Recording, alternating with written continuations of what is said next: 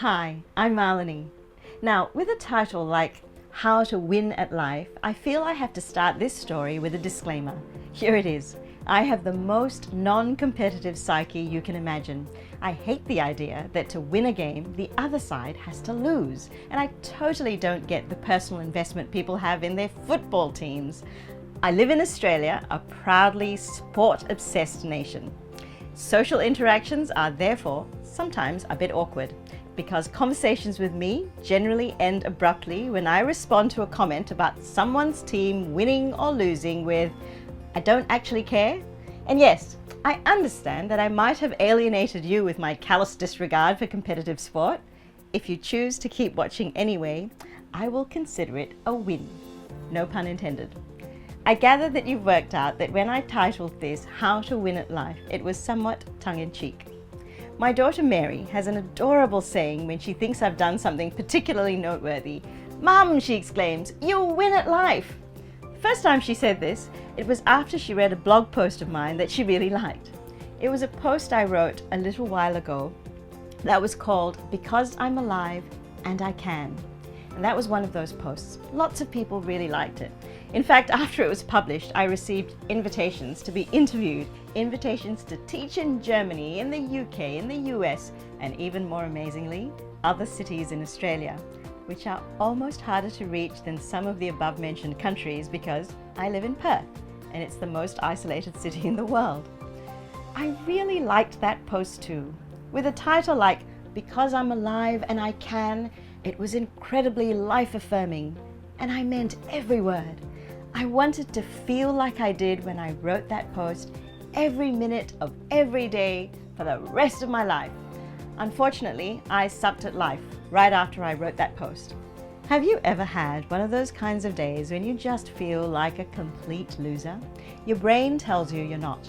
After all, you can still construct sentences which mostly make sense. You have friends who remember your name, and better still, most of the time, you actually remember theirs. And occasionally, you say or do something to cheer another's heart. All these add up to non-loserness. My head told me this, but my heart was convinced I was perched on the very edge of the loser abyss, and I was about to fall in and disappear forever. I battled myself on that precipice for a couple of days. Then I remembered what little remained of my good sense, and I went for a very long walk. I forced myself back from the abyss. How? With each step I took, I counted my blessings. I drowned myself in gratitude. I started with just being thankful that I could walk, that I still knew how to use a spoon, that I had 2 dogs whose boundless joy and ridiculous, irrepressible enthusiasm made me feel loved. And I didn't stop walking and counting those darn blessings until it peaked. And I'm so grateful I don't live in any one of the many countries of the world that people are fleeing from. In fact, I actually live in paradise. That I have a home, that I have food, and I have a truly blessed life. Thoroughly drenched in gratitude and feeling considerably better, I made it back home remembering that most of the world would love to have my problems. Abyss averted, life won back. Now, there's a PS to this story. From time to time, I post a photograph on my Facebook page that I've taken on one of my gratitude walks.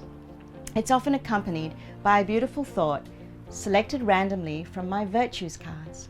"Malini," I said to myself that morning when I got home from my gratitude walk, "maybe you should forget the random selection this time and just look for the gratitude card." No, I decided. Besides, gratitude is such a buzzword these days. People might be sick of it. I'll stick with my little ritual and I'll do what I usually do. I'll ask the universe, what should I share with the world today? So I did just that. And guess what I picked? With my eyes shut, randomly from 100 different cards. I picked thankfulness. Thankfulness is gratitude for all the bounties of life. Each day we find a moment to count our blessings. Reflecting on the treasures in our lives lifts our spirit. Thankfulness soothes our sadness and restores our hope. It gives us perspective. As we practice thankfulness, we attract more and more blessings.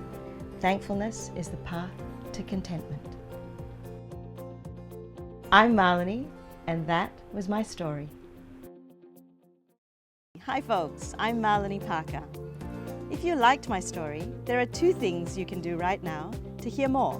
You can click on this button to subscribe to my channel, and I'll keep telling you stories. You can also head over to my website and sign up for my updates, so you'll get goodness delivered straight to your inbox every month. Just click on the link here. Everything I do and teach is about living a more creative life, and I'd love for you to join me.